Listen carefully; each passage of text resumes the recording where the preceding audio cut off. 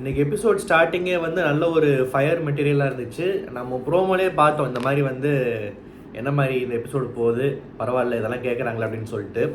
இந்த மைக் கழட்டி வச்சுட்டு உட்கார வச்சு இப்படி தான் நான் நடத்த போகிறேன்னு சொன்னது நல்லா செருப்பால் அடித்த மாதிரி இருந்துச்சு ரெண்டு பேரையும். இந்த எபிசோட் ஸ்டார்ட் ஆனப்போ பார்த்தீங்களா, வழக்கம் போல் பாசமாக கொஞ்சிட்டு செல்லமாக வந்து கம்மு உம்முன்ட்டு ஏதாவது பேசிட்டு பாரு அப்படி இப்படின்னு ஏதாவது வந்து கலாய்ச்சிட்டு ஃப்ரீயாக ஜாலியாக விட்டுருவார் நினச்சி வெக்கங்கெட்ட ஜீவன்கள் இல்லை, ஜீவன்கள்னால் நாய் இருக்குது. இப்போ நாயின்றது நன்றி உள்ள ஜீவன் வாங்கல்ல. ஸோ ஜீவன்ற வார்த்தையை வந்து நம்ம பயன்படுத்த வேணாம். வெக்கங்கெட்ட ஜென்மங்கள் வந்து பல்ல நல்லா இழிச்சு சிரிச்சிட்டு இருந்துச்சுங்க. அப்புறம் சீரியஸ் ஆகி மைக் கழட்டி வச்சுட்டு உட்காரனோடனே தான் வந்து செருப்பால் அடித்த மாதிரி இருந்துச்சு. இந்த குற்ற உணர்ச்சி பற்றி நம்ம நிறைய பேசிட்டோம். இன்றைக்கும் கேட்டாங்க யாருக்கு அப்படி ஃபீல் பண்ணிக்கலான்னு சொல்லிட்டு ஹவுஸ்மேட்ஸில் கேட்டாங்க. வினோத்துக்கு மிகப்பெரிய செருப்படி. எனக்கு இன்றைக்கி இந்த கம்மு பாருவோட வினோத்துக்கு தான் வந்து ஒரு டிசர்விங்கான ஒரு ஐ ஓப்பனர்லாம் சொல்ல முடியாது, அது ஒரு குருட்டு நியூசன்ஸு. ஸோ அது வந்து ஐ ஓப்பன் பண்ண என்ன பண்ணனா என்ன, அது வந்து காமெடின்ற பேரில் ஒரு போர்வைக்குள்ளே காமெடின்ற பேரில் புள்ளி பண்ணிவிட்டு வீட்டில் காலத்தை ஓட்டிக்கிட்டு இருக்கு. நிறைய பேர் அது கை தட்டிக்கிட்டு இருக்காங்க. எப்படி சொல்லலாம், வினோத்துக்கு ஒரு தேவையான ஒரு முக்கியமான செருப்படியாக தான் நான் எனக்கு பார்க்குறேன் கிடைச்சதை. இது வந்து அவருக்கு நல்ல நிறைய விஷயங்கள் வந்து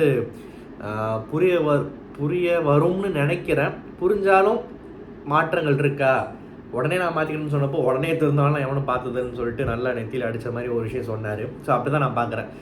சோறு தான் திங்கிறியா வினோத், வேறு தான் திங்கிறியான்னு தான் கேட்க வந்தார். பட் ஆனால் கொஞ்சம் வேறு மாதிரி மாற்றிட்டார். வினோத் ஒருவேளை சோறை பிடிங்கி வச்சுட்டு இருந்தால் சோறுக்காக பேசுவியா, அப்பயாவது உன் நண்பன், அதாவது இந்த ஃப்ரெண்ட்ஷிப்பே ஒரு கேவலமான ஃப்ரெண்ட்ஷிப்ன்றதை சொல்லாமல் சொல்லிட்டாரு. இப்போ நம்ம ரிவ்யூவில் கூட சொன்னோம்ல, இதுக்கு பேர் ஃப்ரெண்ட்ஷிப் கிடையாதுடா, நண்பனாக இருந்தால் வந்து ஒரு ஒரு மனுஷ ஜென்மம் மாதிரி நடந்துக்கிடணும், ஒரு இதுவே இல்லாமல் ஒரு புழுப்பூச்சி மாதிரி மட்டமாக நடந்துக்கிட்டால் வந்து ஃப்ரெண்ட்ஷிப்பே வேணான்னு சொல்லிட்டு போடாண்டு போயிடுவானுங்க அப்படின்னு சொல்லிட்டு.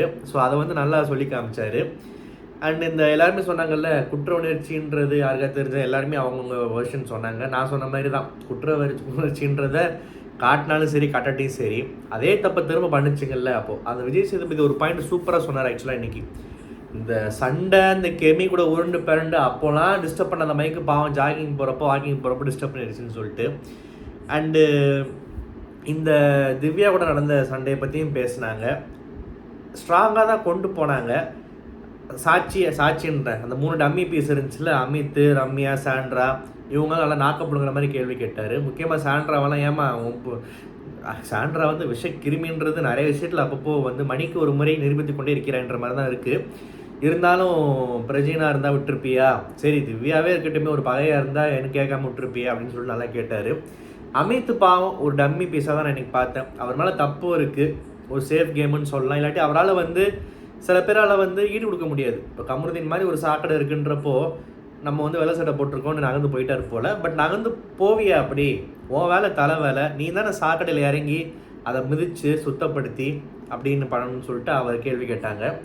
அண்டு ரம்யா அது வேஸ்ட், அது சும்மா வாய் தான், அது இன்றைக்கி வந்து அது ஒரு கண்டஸ்டண்ட்டாகவே அது வேஸ்ட்டு, அதை பற்றி அப்புறம் பேசலாம். ஸோ கமருதீன் வந்து இந்த மாதிரி திட்டு வாங்கிட்டு இருக்கிறப்போ திரும்ப இந்த எபிசோடு ஃபுல்லாகவே நல்லா நாக்கப்படுங்கிற மாதிரி கேட்க போகிறாருன்னு நினச்சா திரும்ப இந்த பழைய ஜோனுக்குள்ளே போயிட்டார். கம்மு போன வாரம் தான் கம்மு உங்களை பாராட்டினேன், நல்ல மாற்றம் இருக்குது, அது இது அதை சொல்லிட்டு விட்டால் பரவாயில்ல.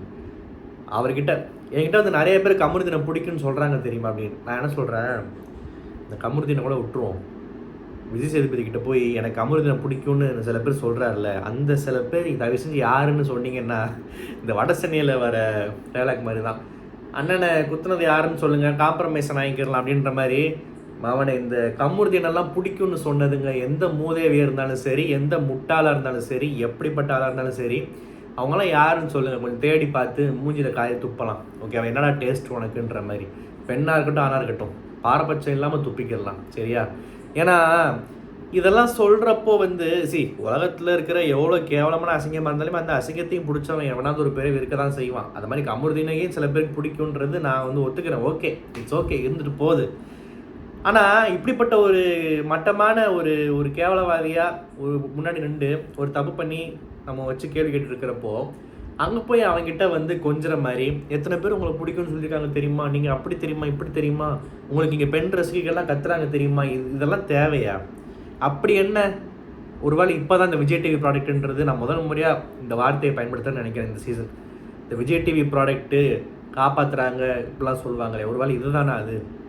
எவ்வளோ கேவலமாக இருந்தாலும் பரவாயில்ல, கடைசியில் வந்து முடிஞ்ச அளவு கொஞ்சம் இமேஜை காப்பாற்ற பார்ப்போன்னு எதாவது பண்ணுறாங்களா? அந்த அளவுக்கு விஜய் டிவி இவன் ஒரு ஆள் இவனுக்காலாம் இறங்கணுன்ற அவசியம் இல்லை. மேபி பிரியங்கா அந்த மாதிரி அவங்களெல்லாம் காப்பாற்றி விட்ருக்கலாம். ஏன்னா பிரியங்காலாம் வந்து சீசனில் நிறைய கெட்ட பேர் வாங்கிச்சு, டக்குனு ஒரு ட்ரான்ஸ்ஃபர்மேஷன் ஆச்சு. இன்றைக்கி வரைக்கும் டவுட்டாக தான் இருக்குது எப்படின்னு பார்த்தா கடைசியில் நல்லபடி விளாண்டு ஃபைனல்ஸ் வரைக்கும் போயிடுச்சு. இந்த கம்முனுதீனுக்குலாம் அவ்வளோ சீன் இல்லை. ஏதோ வெளியே வந்தால் துரத்தி விட்றதுக்கும் வந்து யோசிக்க மாட்டாங்கன்னு நினைக்கிறேன். சரி, ஓகே. அதுதான் துரத்தி விட்டால் பொழைச்சிப்பார். ஏன்னா அந்த ஒரு தரமாக இருக்குல்ல, எல்லாரையும் நல்லா வரைகிறாரு. ஸோ அந்த தீவுத்திடல் இருக்குல்ல, சென்னையில் எக்ஸிபிஷன் போடுவாங்க. அப்போ தீவுத்திடலில் வந்து கண்காட்சி வைப்பாங்கல்ல கவர்மெண்ட்டு, அங்கே ஒரு சேரை போட்டு உட்கார்ந்தா இந்த திறமையை வச்சு நல்லா சம்பாதிக்கலாம். அதுவும் ஒன்றும் நல்ல விஷயம் தானே, நல்ல வேலை தானே. நீ பிக் பாஸில் பண்ணுற வேலைக்கு இந்த மாதிரி நல்லா நியாயமாக சம்பாதிச்சுட்டு போகலாம். ஸோ என்னென்னா அதுதான் உங்களை பிடிக்குன்றாங்க, நீங்கள் எவ்வளோ நல்லா விளாண்டிங்க, உங்களுக்காக நான் சந்தோஷப்பட்டேன், உங்களை நினச்சி பெருமைப்பட்டேன், உங்களுக்கு நான் பால் கொடுக்காத ஒன்று தான் மிச்சம், இதெல்லாம் ஏன்டா பேசிகிட்டு இருக்கீங்கன்ற மாதிரி தான் கடுப்பாக இருந்துச்சு. அண்டு இதுக்கப்புறம் கொஞ்சம் லைட்டாக அப்படி சொல்லிட்டு போயிட்டார்ல, அப்படியே கேப் விட்டோடனே மைக்கை தூக்கி மாட்டிட்டு அந்த ஒரு பழைய வேலைகள் ஆரம்பிக்க வேண்டியது, அரோரா மேலே எகிற வேண்டியது. அவங்களும் சிரிச்சாங்க. சார் யாரா இவன், ஏன்டா நீ செருப்படி வாங்கிட்டு இருக்க ஒரு எபிசோடில், உனக்கு கொஞ்சமாவது அறிவு இருக்கா? அங்கே போயிட்டு மியூசிக்கிட்ட மாட்டி விடுற மாதிரி எதாவது பேசிக்கிட்டு இருக்க. இவருக்கு மக்ருதீன்னு பேர் வச்சுருக்காங்க. மக்குன்றது உண்மை தான், ஆனால் நான் அதை பயன்படுத்தினதில்லை எந்த ரிவ்யூவில். ஏன்னா மக்குன்றதெல்லாம் வந்து ஒரு அண்டர் ஸ்டேட்மெண்ட்டு. கம்ருதீனுக்கெல்லாம் வந்து மக்குன்றதெல்லாம் ரொம்ப சின்ன வார்த்தை. வேணா மக்கு எடுத்துகிட்டு மக்ரு, கம்ரு, கம்மை வச்சுட்டு ரூ, இதுக்கு ரைமிங்காக வேறு தான் எனக்கு தோணுது. பட் ஆனால் ஓகே, பரவாயில்ல. ஏன் இந்த மாதிரி சொல்கிறாங்கன்னா, நீ மக்குன்றது தெரிஞ்சு தான் பேர் வச்சுருக்காங்கல்ல, மக்கு மாதிரி அவர்கிட்ட போய் அவங்களும் சிரிச்சாங்க சார், இவங்களும் சிரிச்சாங்கன்னு சொல்லிட்டு பேசிக்கிட்டு இருக்காரு. ஆனால் இவனை கூட விட்டுறலாம் இந்த சென்ஸ். இவன் கூட வந்து இவன் எந்த ஃப்ரேமில் பார்த்தாலுமே இரிட்டேட்டிங்காக தான் இருப்பான். இது ஒன்று.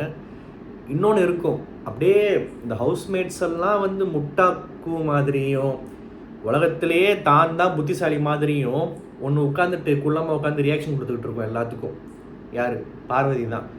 சத்தியமாக சர்வைவரில் ஒரு வேலை செட்டால போல் நிறைய விமர்சனம் பண்ணிட்டோம். பிக் பாஸ் பரவாயில்ல, பாருக்கு பிக் பாஸ் டெய்லர் மேடு கேம் நல்லா ஆடுறாங்களே, பரவாயில்லையே. ஒரு திவாகர்னு ஒரு ஆள் உள்ள, அவரை வந்து ஒரு ஜோக்கராக பார்த்து மனுஷனாவே மதிக்காமல் எல்லாருமே ஒதுக்குறப்போ, அவர் கூட தோளில் கை போட்டால் எனக்கு அசிங்கமாக இருந்தால் பரவாயில்ல, எனக்கு அந்த மனுஷன் நியாயமாக தர்றான்னு சொல்லிட்டு இந்த பொண்ணு நல்லா ஸ்ட்ராங்காக விளையாடுது, கேள்வி கேட்குது. நிஜமாவே நல்ல ஒரு ஃபெமினிஸ்ட், நல்ல ஒரு போல்டு அப்படின்னு நினச்சா ஒரு 3 வாரம் தாங்கலை. இப்போ இந்த நாறுது இங்கே வந்து உட்காந்து. ஸோ இது காட்டுற ரியாக்ஷன் பார்த்துருக்கீங்களா? அப்படியே வந்து அந்த ரியாக்ஷன்லாம் பார்க்குறப்போ வந்து சத்தியமாக சொல்கிறேன், அறம்போதையில் இருக்கிறவன் ரொம்ப கஷ்டப்பட்டுட்டு இருந்தான்னா இந்த பார்வோட ரியாக்ஷன்லாம் போட்டு ரிமோட்டில் வந்து பார்த்துக்கிட்டே இருங்க. இங்கே அடைச்சிட்டு இருக்கிறதெல்லாம் வந்து உடனே ஈஸியாக வெளியே வாந்தியே வந்துடும். அப்புறம் நிம்மதியாக வாயை கொப்பளிச்சுட்டு மவுத் வாஷ்லாம் போட்டு நல்லா தூங்கலாம். அந்த ஹேங் ஓவரே போயிடும். நல்லாயிருக்கும் அந்த ஃபீல். ஏன்னா காமெடிட்டு வருது அந்த ரியாக்ஷன் பார்க்குறப்போ. அதாவது நீ ஒரு பெண்கள்லாம் ரியாக்ஷன் கொடுத்தா ஆண்கள்லாம் ரசிப்போம், ஓகேவா? ஒன்று உன் மேலே நியாயம் இருக்கணும், இல்லை ஒரு அழகான ஒரு திமிர் இருக்கணும் ரசிக்கிறதுக்கு. இப்போது இந்த படையப்பாரி இருக்குது, நீலாம்பரி பாருங்கள். நீலாம்பரி வந்து வில்லி தான், ஆனால் நீலாம்பரிக்கு எவ்வளோ ஃபேன்ஸ் இருக்காங்க. அந்த மாதிரி ஒரு திமிர் இருக்கணும். உன் ரியாக்ஷன்லாம் பார்த்தா காரி துப்புற மாதிரி இருக்குது. ஏன்னா உன் மேலே அவ்வளோ தப்பு இருக்குது, நீ அவ்வளோ அசிங்கமான வேலைகள் பண்ணிகிட்டு இருக்க. உன் கூட இருக்கிற சேருக்கு அதை விட அருவருப்பான ஒரு விஷயம். உனக்கு என்ன தகுதி இருக்குன்னு நீ இந்த ரியாக்ஷன்லாம் காமிச்சிக்கிட்டு இருக்க கேமராவில். இதெல்லாம் வந்து பாவம். விஜய் சேதுபதியெல்லாம் என்ன பாவம் பண்ணாரோ, அந்த க்ளோஸ்அப்பில் பார்த்து இதுக்கு எனக்கு காசே வேண்டான்னு சொல்லிட்டு ஓடினாலும் ஆச்சரியப்படுறதுக்கு இல்லை. ஸோ அந்த மாதிரி ரியாக்ஷன் வேறு கொடுத்துக்கிட்டு இருக்கு. பார்வை பற்றி சொல்கிறதுக்கு வேறு பெருசாலாம் ஒன்றும் இல்லை. இந்த ரியாக்ஷனே போதும், கேவலமாக இருக்குன்னு சொல்லிட்டு போயிட்டு இருக்கலாம். ஒரே வாயில் விமர்சனம் இதுதான். அண்டு இவங்க செஞ்ச வேலையே செய்யலைன்றது இன்னொரு விஷயம் இல்லையா? அது எல்லாருமே கம்ப்ளைண்ட் பண்ணாங்க. அமித் ரொம்ப சேஃபாக என்னென்னமோ எனக்கு இப்போ தான் ரொம்ப காண்டாச்சு, நல்லா வாங்கி கட்டிக்கிட்டாப்புல. அதாவது விக்ரம் சொன்னதெல்லாம் பார்க்குறப்போ அப்படி தான் இருந்துச்சு. பார்வை கன்வின்ஸ் பண்ணுறதுக்கு விக்ரமை திட்டுற மாதிரி திட்டி கண்ணெல்லாம் காமிச்சாராமே. அப்படி என்னையா அவனுக்கு பயம்? அது என்னன்னு புரியல. இவர் கேப்டன்சியை பற்றி காரி துப்பிட்டாங்க எல்லாருமே. ஆனால் அந்த மனுஷன் எல்லாம் முடிஞ்சதுக்கப்புறம் தகப்பன்றதை காட்டணும்ல. ஸோ போய் தன்னோட பிள்ளைகிட்ட ஒன்றும் இல்லாமல் ஸ்கூலில் தப்பு பண்ண திட்டுற மாதிரி இன்றைக்கி அப்பா திட்டு வாங்கிட்டேன், நான் சந்தோஷமாக இருக்கேன், நெக்ஸ்ட் வீக் நல்லா விளாடுவேன், நான் பாராட்டு வாங்குவேன்னு சொல்லிட்டு வீட்டில் இருக்கிற பிள்ளை பார்த்து எதுவும் ஆகிடக்கூடாது, பாதிச்சிடக்கூடாதுன்னு சொல்லிட்டு பேசுகிறாருல, அது சூப்பராக இருந்துச்சு பார்க்குறதுக்கு. நிறைய பேர் தன்னை தான் வந்து உலகத்துலேயே ரொம்ப நல்ல அப்பன்லாம் சொல்லி விளம்பரப்படுத்திட்டு இருந்தாங்க பிக் பாஸ்குள்ளே. அவங்கெல்லாம் வந்து இப்படி ஒரு அப்பனை பார்த்து கொஞ்சம் திருந்தலாம். இல்லைடா நீ பண்ணது கிடையாது, இங்கே பாரு இப்படி இருக்குன்னு சொல்லிட்டு. தாயின்ற பேர்லேயும் உள்ள ஒன்று இருக்குது, உட்காந்துக்கிட்டு நிறைய வேலை பார்த்துக்கிட்டு இருக்கு. அதுவும் இதெல்லாம் பார்த்து திருந்தலாம், ஒரு பேரண்ட்னா எப்படி இருக்கணும் அப்படின்னு சொல்லிட்டு. ஸோ அமித் அந்த விஷயத்தில் வந்து நல்லா ஒரு எண்டிங் நல்லா இருந்துச்சு. ஓகேப்பா, மன்னிச்சிட்டோம், பெரிய தப்பு பண்ணல. இந்த மாதிரி கழிச்சடங்களை மேனேஜ் பண்ணுறது கஷ்டம்தான், இருந்தாலும் நீ கொஞ்சம் நல்லா பண்ணியிருக்கலாம். பிகாஸ் தலைன்றது உனக்கு ஒரு பதவி தானே, ஒரு லெசன் லேர்ன்ட்டாக போய்க்கப்பா அமித்ன்ற மாதிரி தான் இருந்துச்சு. அப்புறம் இந்த ரம்யாவோட எவிக்ஷனு நான் ரொம்ப எதிர்பார்த்த ஒரு கண்டஸ்டன்ட்டு, ரொம்ப இன்ஸ்பைரிங்கான செலெக்ஷனு.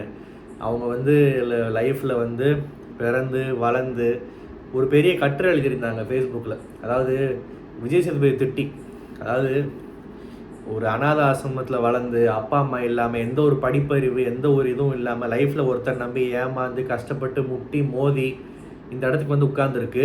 அந்த பொண்ணு டாஸ்க்கு பண்ணல, இது பண்ணல. அந்த பொண்ணை போய் பிக் பாஸில் உட்காரச்சு அந்த பொண்ணு என்ன பண்ணும், அது ஒரு விவரமும் தெரியாது, அதை போய் விமர்சனம் பண்ணுறீங்கன்னு சொல்லிட்டு ஏதோ கட்டுரை போட்டிருந்தாங்க.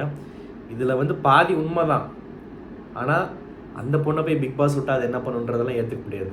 ஏன்னா அவர் சொன்னார்ல, லைஃப்பில் இவ்வளோ கஷ்டப்பட்டு ஒரு பொண்ணு மேலே வந்து உட்காந்துருக்குன்னு.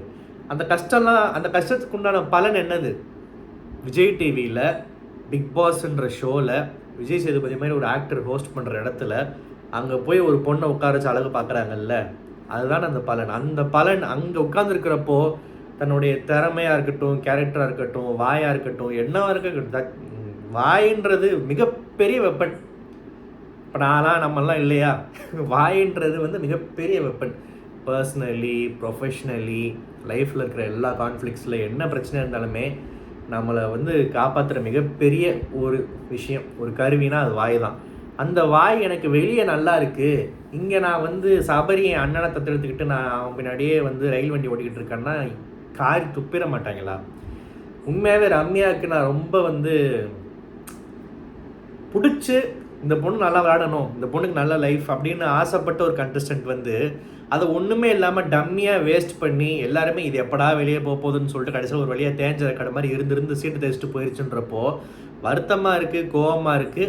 Simply waste. ஒரே வார்த்தை தான், dummy piece Ramya evicted, wasted opportunity, waste, அவ்வளோதான். இதுக்கப்புறம் விஜய் டிவியில் என்ன செய்வாங்க, இனிமே பிரியங்கா ஹோஸ்ட் பண்ணுற ஷோவில் வந்து எதாவது பலூன் ஊத விடுவாங்க, லெமன் இந்த ஸ்பூன் கேம் ஆட வைப்பாங்க, பிக் பாஸ் கொண்டாட்டம்னு ஒன்று வரும். அப்புறம் எங்கேயாவது போய் 4-5 இடத்துல இன்டர்வியூ கொடுக்க வேண்டியதுதான், அவ்வளோதான். இதை தாண்டி இனிமே வேறு எங்கேயாவது திறமைகளை காமிச்சு நல்ல ஏதாவது ஒரு விஷயங்கள் என்ன சொல்கிறது வாய்ப்பு வந்துச்சுன்னா நல்லாயிருக்கும் பார்க்குறதுக்கு. அண்டு இந்த இந்த கர்மம் பிடிச்ச ஜோடி வந்து கிவ் மீ சம் டைம்னு பேசிக்கிறாங்க, இவர் பேசிக்கிறாரு. இங்கே என்ன பிரச்சனைனா, கமுருதீனும் பார்வதியும் காஜியோ காதலோ என்ன கர்மமோ, காதல்ன்றதெல்லாம் பயன்படுத்தக்கூடாது, இருந்தாலும் சொல்கிறேன், அவங்க சொல்லிக்கிறாங்கன்றனால அது இங்கே பிரச்சனை இல்லை. அது என்ன விதத்தில் அது இருக்குது, அந்த ரிலேஷன்ஷிப் மற்றவங்களை கெடுக்குதா இல்லையா, மற்றவங்களை டிஸ்டர்ப் பண்ணுதா, இந்த வீட்டோட பீஸை வந்து கெடுக்குதா, ரூல்ஸை மதிக்குதா இல்லையா, இல்லை அரோரா மாதிரி யாரையாவது வந்து அது இது அட்டாக் பண்ணுதா, இந்த மாதிரி வந்து சுற்றி இருக்கிறவங்க டிஸ்டர்ப் பண்ணாத ஒரு ரிலேஷன்ஷிப்பை யாருமே குறை சொல்ல போகிறதில்ல. இந்த வீட்டில் எத்தனையோ ரிலேஷன்ஷிப்ஸ் பார்த்துருக்கோம், இந்த 9 சீசனில் எத்தனையோ ஜோடிகளை பார்த்துருக்கோம். ஒருத்தன் இன்ஸ்டாகிராமில் மெசேஜ் அனுப்பிச்சிட்டு அந்த அம்மா முதுகை காட்டுற மாதிரி ஏதோ ரீல் போட்டிருக்கு, அதுக்கு போய் ஃப்ளர்ட் பண்ணி மெசேஜ் அனுப்பிச்சிட்டு ரிப்ளை பண்ண மாட்டாங்கன்னு வெயிட் பண்ணி பார்த்துட்டு வைல்ட் கார்டாக உள்ளே வந்துட்டு அவங்கள்ட்டே போய் பேசி கிஸ்ஸெல்லாம் அடித்து அப்புறம் அவங்களுக்குள்ள ஒரு அண்டர்ஸ்டாண்டிங் வந்து மறுவாழ்வு கொடுத்து வெளியே போய் ஒன்றா அஜித் படத்தில் நடித்து இப்போ கல்யாணமே பண்ணிக்கிட்டு போயிட்டாங்க. எங்கேருந்து ஆரம்பித்தா முதுகு பத்துலேருந்து ஆரம்பிச்சிருக்கேன், சரி ஓப்பனாக சொல்லிட்டேன். பட் அது அமித்ன்றேன், அவர் சொன்னது தான் ஆக்சுவலாக இது. ஸோ இந்த ஒரு இப்படி ஒரு ஜேர்னிலாம் வந்து இப்படியெல்லாம் பூக்கள்லாம் பூத்துருக்கு, ஓகேவா? ஸோ இந்த ஜோடியாக உட்காந்து பேசுகிறதோ ஜோடியாக இருக்கிறதோ வந்து இங்கே பிரச்சனை இல்லை. டாக்ஸிக்காக கேவலமாக மட்டமாக அருவருப்பான செயல்கள் செய்யக்கூடிய, ரூல்ஸை மதிக்காத, மற்றவங்கள புள்ளின்றது வேறு, அது வினோத்து, மற்றவங்கள அட்டாக் பண்ணி இந்த மாதிரி பண்ணுற ஜோடி வந்து, அதுவும் ஜோடியாக பண்ணிங்கன்னா இந்த வடிவேலு கையை ஓங்குவாப்பில் அப்பா அம்மா காமெடியில் குடிச்சிட்டு வந்து இப்படி அப்படி இப்படி ஒன்று அப்படி பண்ணுறப்போ எஸ்கேப் ஆயிடுவாங்க. அந்த மாதிரி தான் மக்கள் வந்து ஓங்கி பலார்னு 2 பேருக்கு கண்ணத்துலேயும் 5 விரல் பதினும்னு ஆசைப்படுவாங்க. அதான் நடந்துக்கிட்டு இருக்கு ஆக்சுவலாக கரண்ட்லி. ஸோ வந்து இவங்க பேசாமல் இருந்தாலும் இந்த உலகம் அப்படியே காப்பாற்ற போகிறது இல்லை. தாய்லாந்து கம்போடியாவா நிறுத்த போகிறது இல்லை. ட்ரம்ப் வந்து இந்தியர்களுக்கெல்லாம் வீசா தர போகிறது இல்லை. அதனால் வந்து சும்மா இந்த சீனெல்லாம் விட்டுட்டு அறிவுன்னு ஒன்று இருந்துச்சுன்னா பார்வதி யூஸ் பண்ணலாம். அங்கிட்ட அந்த பக்கம் அது கிடையாது. அவருக்கு வந்து சூடு, சொரணை, வெக்கம், மானம், ரோஷம் இதெல்லாம் ஏதாவது இருந்துச்சுன்னா இன்னும் கொஞ்ச நாள் நடிச்சுட்டு போகலாம். இன்னும் 1 வாரமோ 2 வாரமோ 3 வாரமோ கொஞ்சம் நடிச்சுட்டு போகலாம். ஏன்னா திருந்துறதுக்கெல்லாம் சில பேருக்கு வாய்ப்பு இல்லை. அவங்களோட சுயரூபம் என்னன்றது நம்ம வெளிச்சம் மட்டும் காமிச்சிட்டாங்க. இந்த ரிவ்யூ உங்களுக்கு பிடிச்சிருந்தா, என்னோட சுயரூபம் உங்களுக்கு பிடிச்சிருந்தா மறக்காம சேனலை சப்ஸ்கிரைப் பண்ணுங்கள். நன்றி, வணக்கம்.